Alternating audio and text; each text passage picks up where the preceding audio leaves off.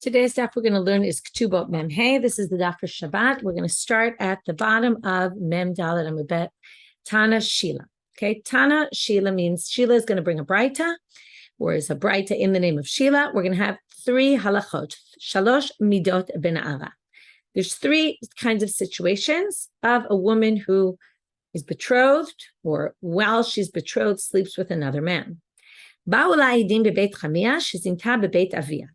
can be accused at different times.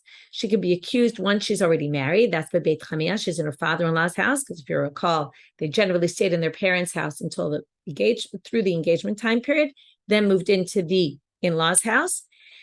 So if the Edim came when she was already in her in-laws' house, shizinta bebeit avia, and they testified that she'd been sleeping with someone, while she was betrothed during the time she was in her father's house. So klim otal petach beit avia. This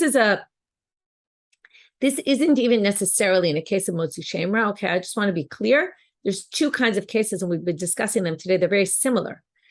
They're both related to a na'ara murasa, an engaged woman who sleeps with a man during the time of her betrothal. In one case, there's witnesses who come forward or something like that, not that the husband accused her. The other case is when the husband accuses her. And then we're going to see the husband accuses her. There could be two different possibilities there. Either he had relations with her and sees she has no betulim anymore, or he brings witnesses that say that they witnessed that she slept with someone while she was betrothed. So now, here we're talking not necessarily that he defamed her, he was motzi shemra, but witnesses came while she was married to him. So klimota, okay, both cases of motzi shemra and the case, right, if he says, the husband claims, or if witnesses come, either way, the punishment for a woman when she's betrothed, if during the betrothal, and she's a na'ara, okay, she's a minor then, or an in-between stage, then she gets the punishment of skila. She can't be a minor, then she wouldn't get stoned. If she's a na'ara and she's betrothed, she gets stoned. A normal, and this is going to be important for later today, a regular woman who commits adultery, as opposed to this na'ara mu'asa, who is betrothed, but let's say she's married and she commits adultery, the punishment is chenek. And that's going to be part of the issue today. Punishment is going to be strangulation, which is less severe than skila. Right? We're not going to go into today why there's a difference, right? The Torah says there's a difference. Okay, why one can try to conjecture, you can look up some sources about it, but that's not going to be the point of our discussion. Klomar, and now, why did they do it al petach beit avia? Now, the petach beit avia comes from the motzi shemra case, where it says in the verses we saw yesterday, they do it in the front of the father's house. Why do they do that? Klomar re'u gidulim shegidaltem. They say to the father, look at this daughter that you brought up, that while she was already betrothed to another man, committed adultery. Right? If you ever try to convince yourself as parents, which we all try to do, which is when your kids do something not right, you say, it's not my fault, right? On the one hand, you say, try to bring up your children well. On the other hand, when they make mistakes, you try to say, it's not my fault, or maybe you're the type who always blame yourselves. Well, this Gemara clearly seems to say, you're at fault, okay? It's the family, the parents that are at fault for how they brought up their children.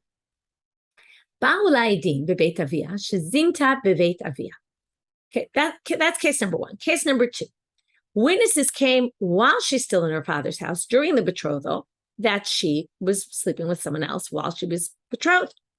So klimotal petach shara ir. Now she still gets skila, she gets stoned, but they do it in the gates of the city. Okay, they don't do it in the father's house because it's obvious that it was the father's responsibility because she was still living in his house. So therefore, there's no need to embarrass the father by putting it in front of his house. The better way to embarrass is to do it in the middle of the city, right? The gates of the city, not the middle, but the gates of the city where everybody sees it, publicizes that this is a serious offense. There's clearly an element here of publicity, of trying to scare people into not doing this in the future. Third case, and this is the one that we're going to mostly focus on, sarcha ulevasof bagra. If she committed adultery with a man while she was betrothed, but before they brought her to court and started, right, the witnesses come forward, she already became a bogeret. She's no longer a na'ara. And what I said before is this is all for a na'ara murasa. As soon as she's no longer a na'ara, even though she sinned when she was a na'ara, but the court case is only going to be held when she's already a bogeret, she's already reached that age, well, tidam b'chenek. She gets strangulation. She goes and kind of reverts back to the basic law of a woman who commits adultery. This is a bit of a strange line, and the Gemara is going to struggle with it. Wait a minute. Just because her body changed and she's no longer that age, what now? Her death sentence is different? That seems very strange, right? Because again, we're not talking about that her body had changed before she sinned. That, of course, makes sense. But she sinned, she was in one way. She got, the judgment came at a different stage. We're going to exempt her. Isn't she liable for actions that she did at the time, right? What do you think to judge her from her actions right then and there? For this, and not only that, we're going to now bring a source that seems to say the opposite, Urimini. That contradicts the following source. And now we're going to go to a Motzi Shemra case, a defamation case, where the husband tries to defame the wife, as we saw in the verses yesterday. Nara murasa shezinta, umi shebagra hotzia la shemra. So we have this in-between stage, right, where she's 12 and has 2 sa'arot, she has simanim of adulthood. For those first 6 months, she's a na'ara. Shezinta, umishabagra hotzia la shemra. Now, the husband, when they finally get married, and he says she's not a virgin, she's already of age. So now you expect them to say, there won't be a punishment of skila. But what does this say, according to what we just saw in Shila? But hu eino lokeh. So first of all, since she's already a bogeret, he doesn't get lashes. Ve'eino notem me'asela. He doesn't get the penalty because he's accusing her when she's already a bogeret, even though he's accusing her of something that happened when she was an ara. We're going to get back to this later. However, he v'zomemeha makdimim lebeit skila. Okay, let's skip the zomemeha right now. She goes to the beit skila. She gets stoned if she's in fact liable, if she did it. So what do you see here? She gets stoned, even though she's a bogeret when he accuses her. So that's very different. That's the opposite of what Sheila said. What's this zomemeha? So first of all, the Gemara said, okay, zomemeha means if there were false witnesses who accused her of having slept with someone, and then it turns out they were edim zomemim, because 2 people said there's no way you saw that on the day you saw, because we were with you somewhere else entirely, and there's no way you could have been there. If they're edim zomemim proven to be false witnesses, they also get skila. Why do they get skila? Well, that's what they tried to do to her, so they get skila. So first of all, the language is a little strange because it says she and the zomemim, to which the Gemara says, it can't be she and the false witnesses get stoned because only one of them is going to get stoned. Either they were false witnesses and then she won't get stoned, or they weren't false witnesses and then she'll get stoned. So that's what the Gemara says it means. What it really means is both she and the zomemim, either or, basically, either them or her, but altogether it ends up both of them are going to get stoned if either one is found to be guilty. Right? One of them will be guilty. So now we have this contradiction. First answer to the question, it's a little bit of a difficult one to understand, but get through it. Amar Rav. Rava says, Motzi Shemra Kamarta? You're comparing between Motzi Shemra and a regular case where she wasn't defamed, where just witnesses came forward. Those are 2 different things. Why? Shani Motzi Shemra dechidushu. The fact that the Braita says that if he accuses her when she's older, she's still going to be guilty of skila, but in a regular case, she won't be if it wasn't her husband accusing her. But a regular case where she gets put in judgment once she's already a mature adult, we won't punish her with skila. She'll only get chenek. Remember, she'll still get killed, but she won't get that severe punishment. Well, that's a chidush specifically to Motzi Shemra. That, again, what's the theory here? That even though something changed, particularly here, we were talking about her body changed. She grew up from a nara to a bogeret. Even though her body changed, okay, the law doesn't change. That thing is unique to Motzi Shemra. Why? How do we know this? Because the whole nature of Motzi Shemra is different. Why? We're now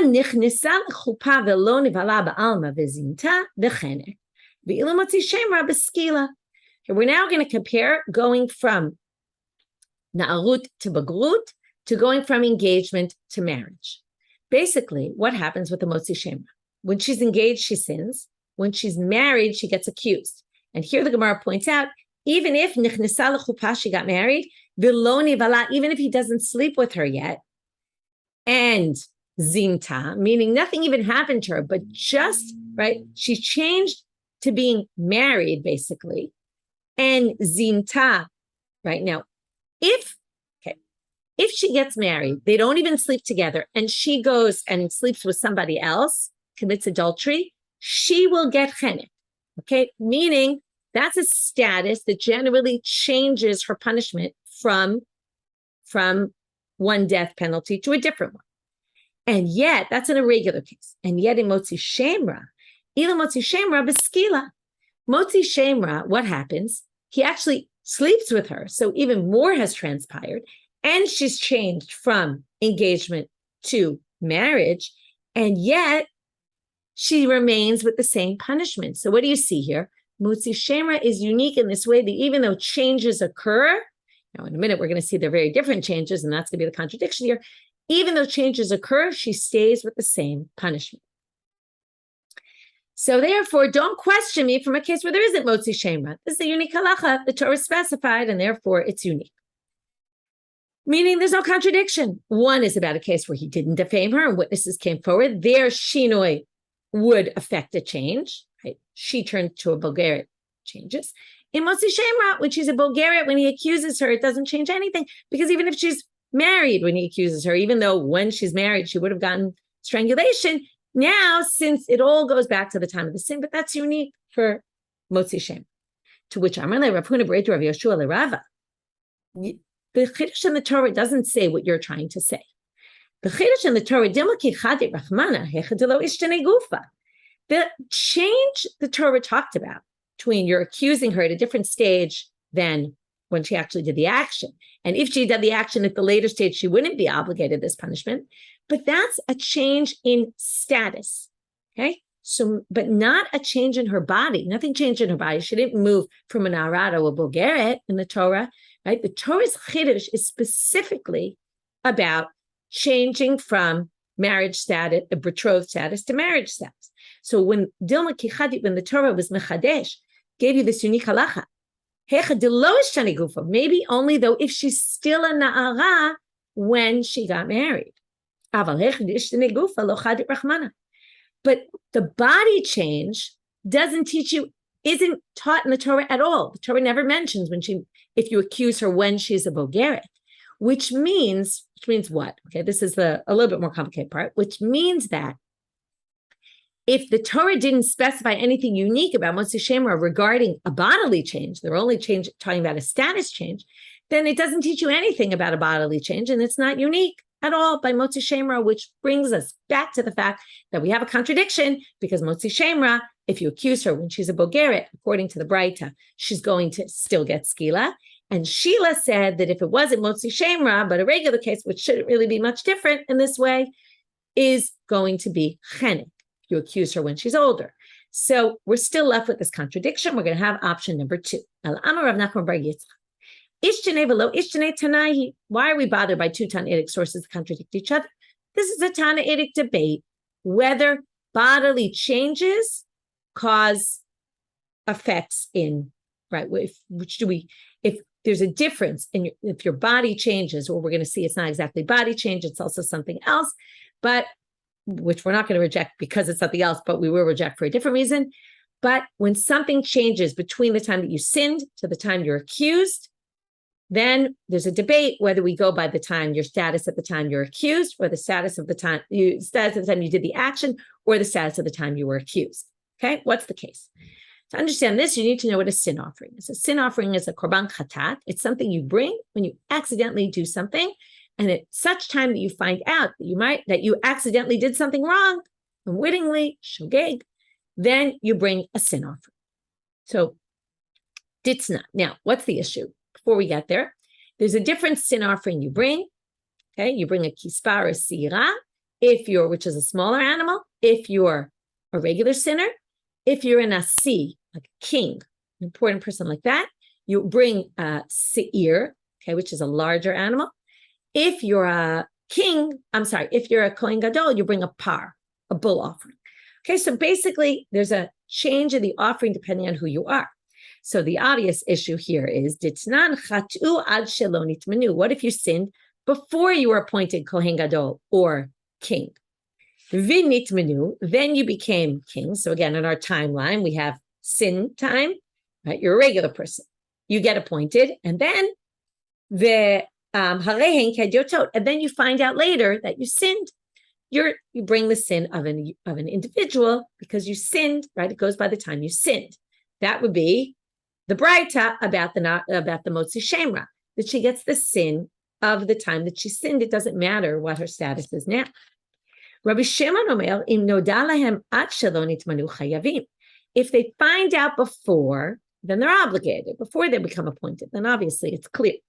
But he says this to give the next case. Misha nitmanu pturim. But once they're appointed king or Kohen Gadol, now you would have thought it said they bring the korban of the Kohen Gadol or the king. No, it says you don't bring a korban at all. You're exempt. What's the issue? Why are you exempt? Turning out on a bet. Well, you're exempt because you can't bring the korban of a regular person because you're no longer a regular person, but you can't bring the offering of a Kohen Gadol or a king because you weren't a king or a Kohen Gadol when you sinned, so it wouldn't be right. But basically, what do you see here? We go by your status now, because if we didn't go by your status now, you'd actually bring the earlier sacrifice. To which the Gemara rejects this as a comparison. Now, again, you could have rejected it because this isn't a bodily change. Again, it's different. But assuming you accept that, when Rabbi Shimon says we go based on the moment you find out, he doesn't mean exclusively. He means in addition, we go by the time you sinned and the time you found out, meaning to exempt you because you sinned at one point and you found out at a different point, you're in a different stage, and that's why you're exempted. But notice what he doesn't say. He doesn't totally disconnect it from the moment that you sinned, because if he went based on the moment you find out and ignored the moment you sinned, which is what Sheila did, right? And we were trying to connect it with Sheila's opinion. Which is what the Braita did about the Motzi Shemra, that we don't care. Sheila, that we're going to go by your status now as a Bogeret and ignore the fact that you sinned when you were a Nara Murasa. That is not what Rabbi Shimon says. You can't associate Rabbi Shimon with Sheila. Why? Te'im ken leite korban ki hashta mashuach parvis nasi seir. Because if we really followed exclusively the same way they said, when you're Bogeret, you're going to get the sin of a Bogeret, which is chenek, and we don't care that you sinned earlier, it's just the moment that we put you in court, then here we would follow, what's your status now when you found out? You're a king, you bring a seir. You're a mashuach, you're a Kohen Gadol, you bring a par. But Rabbi Shimon doesn't say that. So it's obvious that he does some combination. We view the time you sinned and the time you found out, and that actually exempts you. That's something entirely different. You can't say that this connects, in which case we knock out answer number 2 as well. So now we get to answer number 3, which is usually our last resort type answer. Ha'amar le Rabbi Yochanan l'Tana, but didn't Rabbi Yochanan tell a Tana, the person who was bringing Breitot in front of him? Today, when the person brought that Breitot in front of him, the Breitot of Sheila, and said, just find the words, Sarcha ulevasof bagra, if she slept with around, and then, right, she slept with a man while she was betrothed, and then got older, before they accused her, Tidon Bechenet, she gets strangulation. So today, change it to Tidon Beskila, it was a mistake. Often they brought up Breitot orally, and they sometimes made mistakes. She actually gets stoned. To which the Gemara asks, but it says, she was an Aram Murasa in the Torah, it says. Anyone who sleeps around when they're an Amara Murasa, right? They're a betrothed woman and they sleep with someone else, they commit adultery. She should get the punishment. So Amar Rabbi Ela, Amar Ka, Hana'ara Shaita Kfal. I'm sorry. I hope I said this right. I'm sorry. I got confused for a minute in my head. So he says she gets skila, to which the Gemara says, I don't understand though. It says she's an Aram Murasa, and this woman who's accused is not an Aram Murasa. She's already matured. She shouldn't get the punishment. Okay, again, obviously you can argue either which way. The Gemara is now bringing the counter argument. So you could say, what do you mean? She was an Aram Murasa when she sinned. But the Gemara is giving the counter and saying, but why? She's not an Aram Murasa right now when we're accusing her. To which Amar Rabbi Ela, Amar Kra, Hana'ara. Because again, the Torah talks about the whole thing about what happens with her, right? By the way, at this point, I want it to be very clear. This and the Braita about the Motzi Shemra are all the same. There's no difference between them. And that's why they're quoting verses from the Nara Muras. Right? They're saying they're quoting the cases from the Motzi Shemra, Hotziu et hana'ara al petach beit avia, uskalu anshe rabavanim, right? Now it sounds like bring the na'ara, right? The simple reading is when she's a na'ara, and that's what the Gemara asks. Comes Rabbi Eli and he says, no. The na'ara, why does it say the na'ara? It's a reference to hana'ara shaita kfar. Bring out the girl who sinned when she was a na'ara, they explain it. Okay, and that resolves it. Amar le Rabbi Chananya le Rabbi Eli. Now he says to him, wait, something doesn't jive with what you're saying. If hana'ara refers to the na'ara she was then, and therefore she gets stoned if she's a bogeret, but what did we say before? We said, okay, let's go back to the Braita. It says, if Misha Bagra, Hotzia la Shemra, if he accuses her when she was already grown up, but she gets skila, right? So she gets punished, but he doesn't. So now if the word na'ara is referring to the na'ara she was then why should she get punished, but he doesn't get punished because she's already matured? So he should get the lashes and he should have to pay the 100 selah. Amalei, so the reaction, it's an interesting reaction Rabbi Eli has to Rabbi Hanina. And he says to him, Rahmana litzla mihai data, right? May God help you from your opinion, what you're saying. And to which the Rabbi Hananya replies to him, you get the infighting of the rabbis, Hadraba, Rahmana litzla midata didach, God should save you from your opinion. Okay, in other words, Rabbi Eli says, I don't know why it isn't obvious to you that we're going to distinguish between him and her, to which Rabbi Hananya says, I don't know why it's not obvious to you that we shouldn't distinguish between him and her. Okay, we're not going to really hear Rabbi Hananya's reasoning, although it seems quite clear. If the Nara includes when she was a Nara, then he also. But now we're going to get Rabbi Eli's opinion. Why does he think to distinguish between the man and the woman? Tamamai. What's his reason? One of the Rabbi Yitzchak said this. What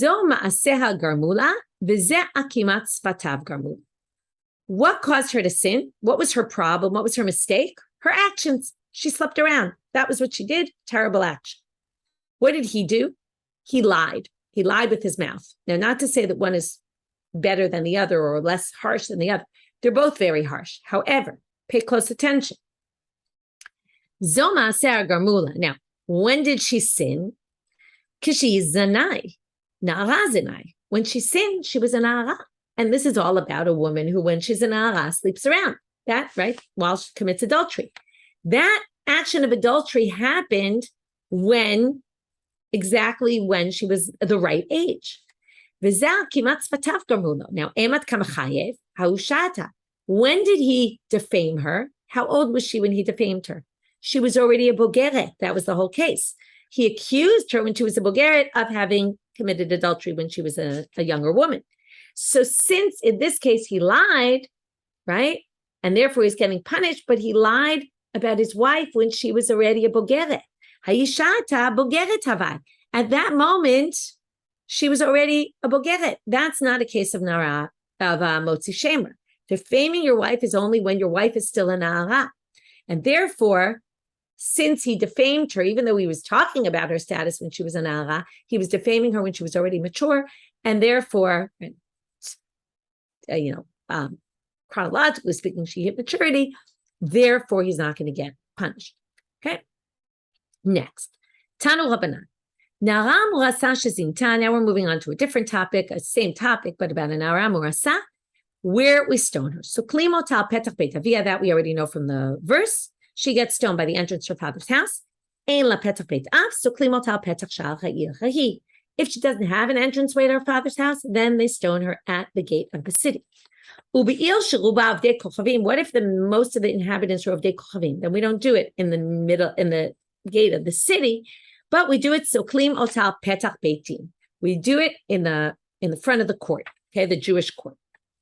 Kayotze b'davar, just like this, we have another situation, and soon you'll see why they bring this up here. Ha'oved avodat kochavim, so klim otal shal she'avad bo. Same thing if you worship idols, we stone you at the gate where you worship the idols.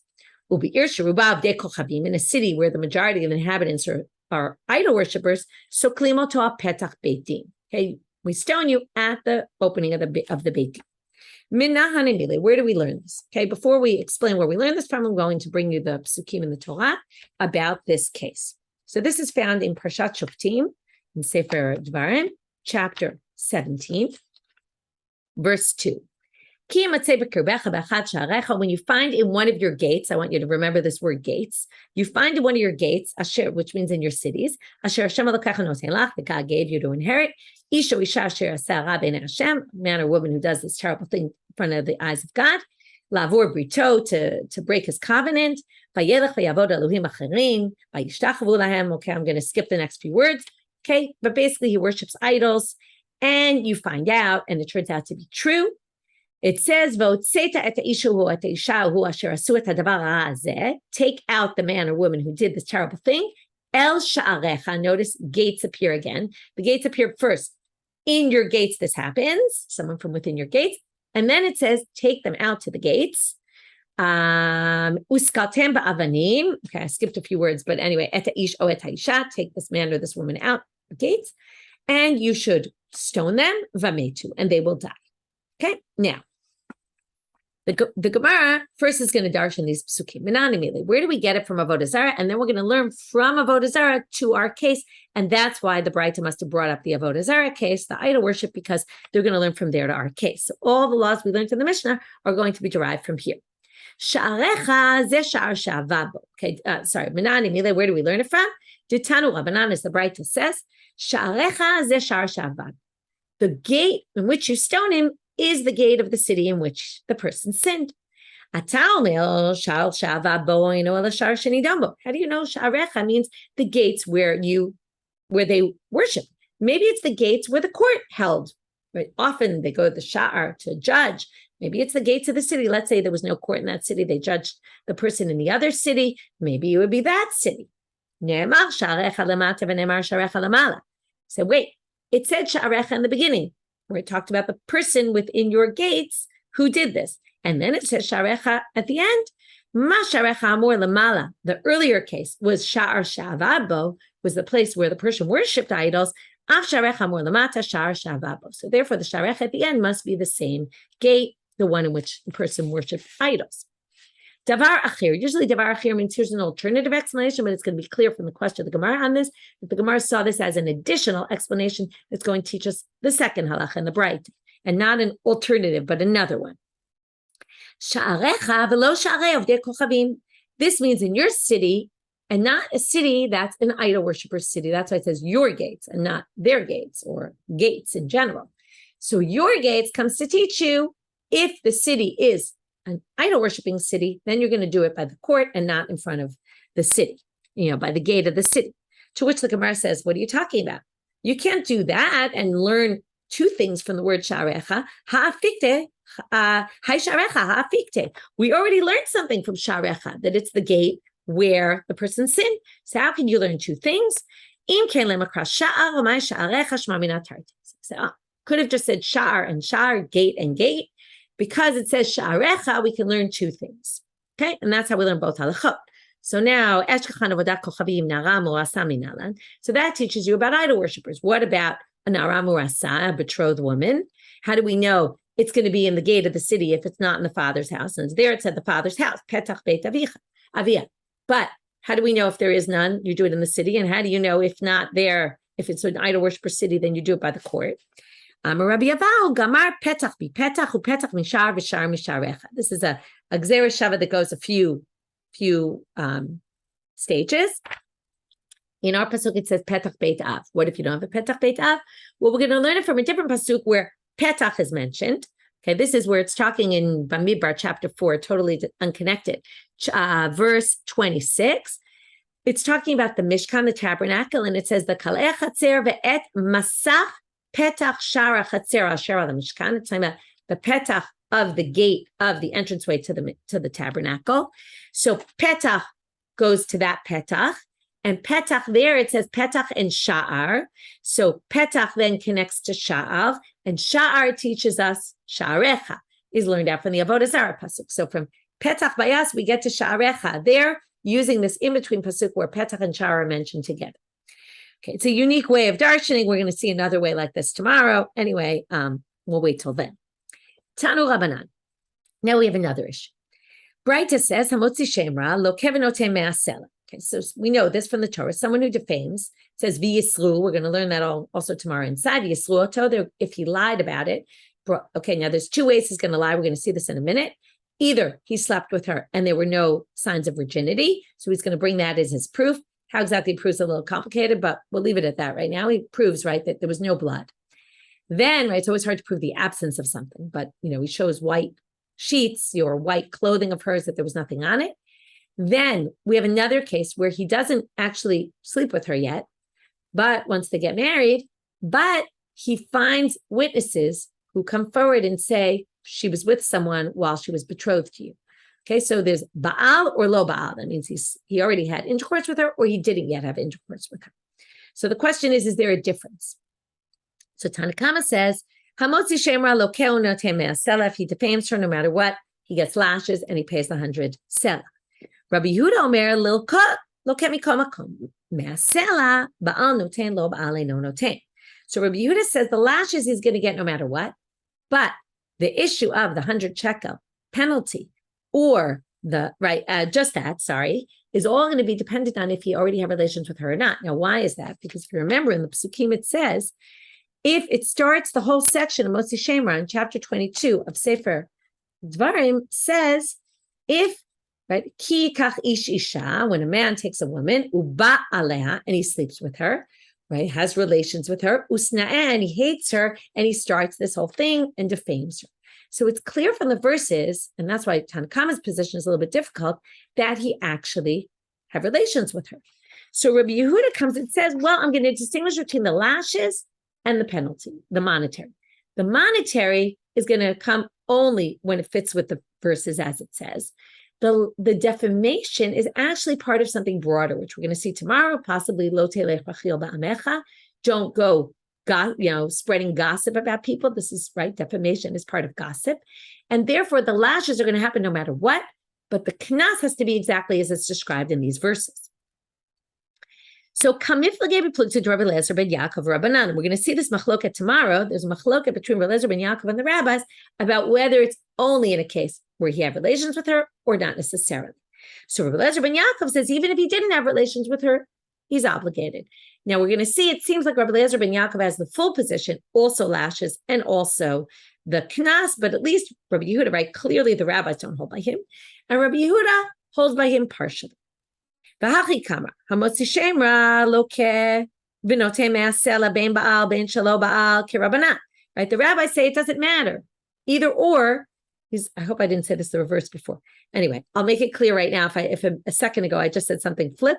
Anyway, the rabbis hold he's going to get punished no matter what, whether they have relations, whether they didn't have relations, like the rabbis. The rabbis hold, I'm sorry if I might have, now I'm not clear in my head what I just said, but the rabbis basically hold no matter what across the board. Rabbi Yehuda Omer, lil kot lo kemi komako. I agree with you about lashes, but me'asela, it's going to be like Rabbi Eliezer ben Yaakov, okay, this is what I wasn't sure if I said this right or not, or maybe the flip. Anyway, Rabbi Eliezer ben Yaakov holds, if lo ba'al, we have to go by the literal reading of the verse. The verses are only if he had relations with her, and therefore we're only going to obligate him if he had relations with her. The lashes we're going to treat differently because, as I said, mentioned lo telech b'chil ba'amecha, but lo kot, lo kem komakom, but me'asela ba'al noten lo ba'al no noten, and that's Rabbi Eliezer ben Yaakov, who said, let's take these verses literally. It says, he had relations with her first, only in that case. Ika de Amre, some people actually say, no, you misunderstood the machlokah between the rabbis and Rabbi Yehuda. It's the Rabbi Yehuda is going to stay the same, and the rabbis are going to flip fully. Okay, so how so? Kulek Rabbi Eliezer ben Yaakov. Everybody agrees with Rabbi Eliezer ben Yaakov that we understand the psukim literally. The question is just how far do we go with it? So hachi kamar hamotzi shemra lokev vinote me'asela v'hu shaba'al.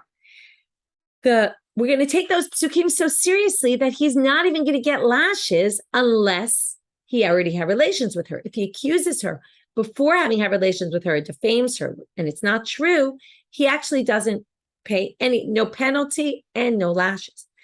The Rabbi Yehuda Omer, and then this is going to be the same as before, lil kolo kemi komakom. He stays with his position.